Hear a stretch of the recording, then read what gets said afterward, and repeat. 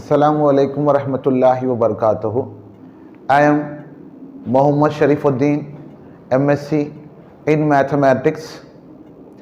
Today I am going to explain you about how to become an IAS officer.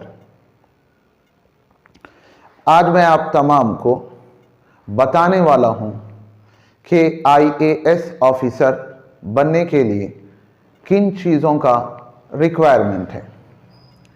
जैसा कि आप तमाम जानते हैं, IAS बनने का ख्वाब मिलियंस ऑफ इंडियंस डेली देखते हैं और इसके लिए UPSC यानी यूनियन पब्लिक सर्विस कमीशन की जानिब से every year civil service examination conduct किया जाता है, जिसके लिए लैक्स ऑफ स्टूडेंट्स प्रिपेयर करते हैं।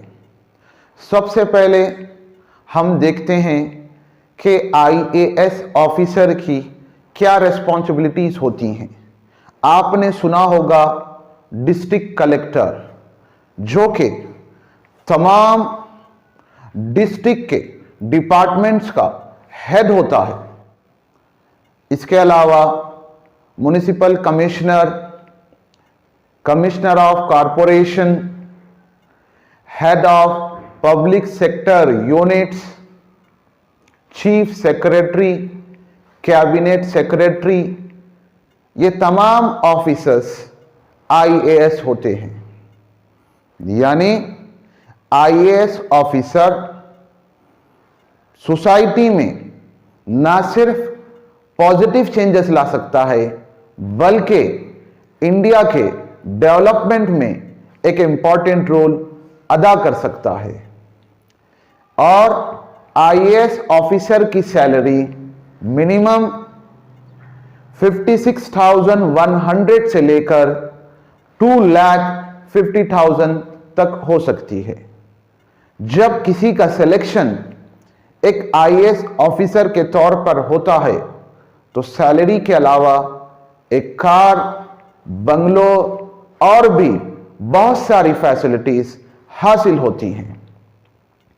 जब हम देखते हैं कि मुसलमानों में ज्यादातर स्टूडेंट्स IAS की तरफ कॉन्सेंट्रेट ही नहीं करते, उनको इसकी नॉलेज ही नहीं होती, तो हमें बड़ा अफसोस होता है, क्योंकि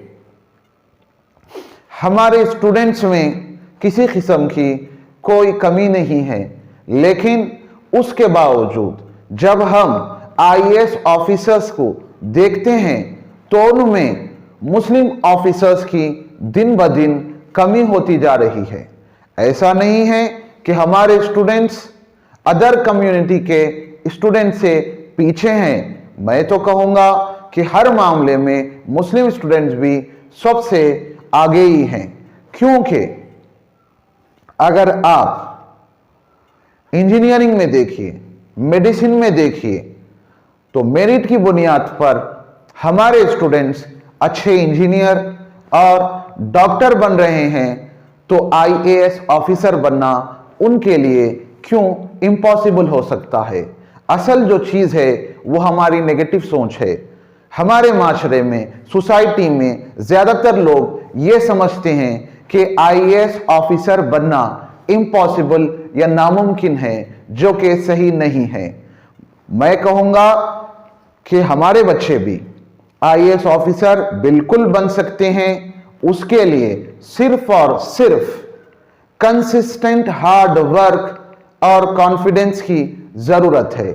इसके अलावा अगर किसी चीज की उन्हें जरूरत है तो वो है अवेयरनेस प्रोग्राम्स कंडक्ट करना, क्योंकि हमारी सोसाइटी में IAS और IPS से रिलेटेड शऊर बेदारी नहीं है।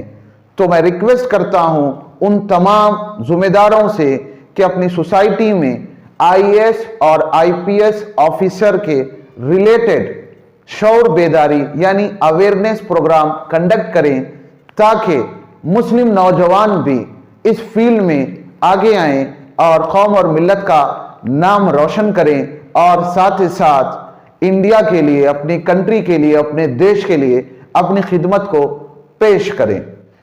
कुछ लोगों का ये मानना है कि आईएएस ऑफिसर बनने के लिए लैक्स ऑफ रुपीस की फीस पे करना होता है, जो कि कोचिंग सेंटर की जानिब से ली जाती है। हाँ, ये बात सही है, लेकिन जब नीट की कोचिंग की बात आती है या एमसेट की कोचिंग की बात आती है या मेडिसिन की सीट हासिल करने की बात आती है, वहां भी हम लैक्स ऑफ रुपीस स्पेंड करते हैं और वो कोर्स में कामयाबी हासिल करते हैं। तो फिर आईएएस के मामले में हम इस किस्म की लापरवाही क्यों कर रहे हैं?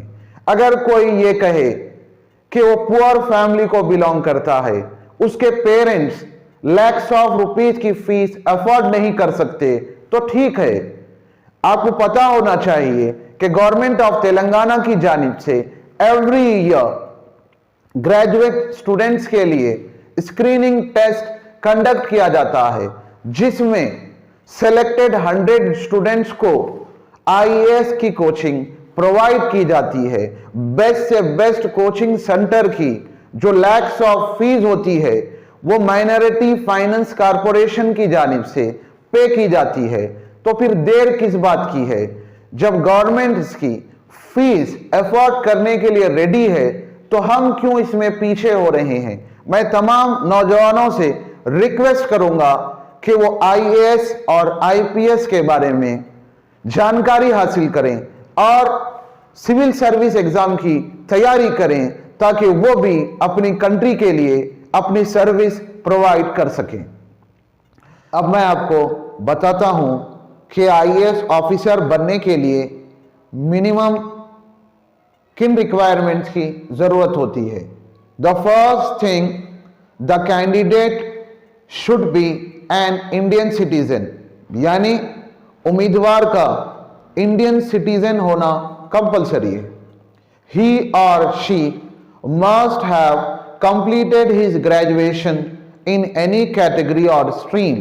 That means he or she may be completed BA, BCom, BSc or any professional degree like BE, BTech or even MBBS, यानी किसी भी फील्ड के ग्रेजुएट्स इस एग्जाम के लिए एलिजिबल हैं। The age limit for general category students are from 22 years to 33 years, and there is age relaxation for the students of SC, ST and BC category. Maximum of 6 attempts are allowed for a student who are willing to write civil service examination, यानी अगर first, second, third, fourth या fifth attempt में भी आप civil service exam में नाकाम हो जाते हैं, तभी भी आपको 6 अटेम्प्ट्स की गुंजाइश रहती है। अगर पहली नाकामी में आप सेलेक्ट नहीं हो पाते तो 6 टाइम्स आप ट्राई कर सकते हैं और इंशाल्लाह कामयाबी आपको जरूर मिलेगी। हिम्मत हारने की जरूरत नहीं है। अब मैं आपको बताता हूं कि इस एग्जाम में क्या करना होता है। सिविल सर्विस का एग्जाम 3 राउंड्स में होता है। The first one is preliminary test. First वाला राउंड होता है प्रीलिमिनरी टेस्ट, जिसमें ज्यादातर ऑब्जेक्टिव टाइप के क्वेश्चंस होते हैं, जो कि ज्यादातर जनरल नॉलेज और करंट अफेयर से रिलेटेड होते हैं। अगर कोई कैंडिडेट इस टेस्ट में क्वालिफाइड हो जाता है तो वो मेन एग्जाम में अपीयर हो सकता है। अगर वो मेन एग्जाम में भी सेलेक्ट हो जाता है तो उसे इंटरव्यू सेशन के लिए बुलाया जाता है, जो कि सबसे टफ माना जाता है। If you are selected in the interview session also, then you will be appointed as an IAS officer. So, nothing is impossible in this world. Only you must have courage and confidence. Then, consistent hard work will help you to achieve your goal. Thank you.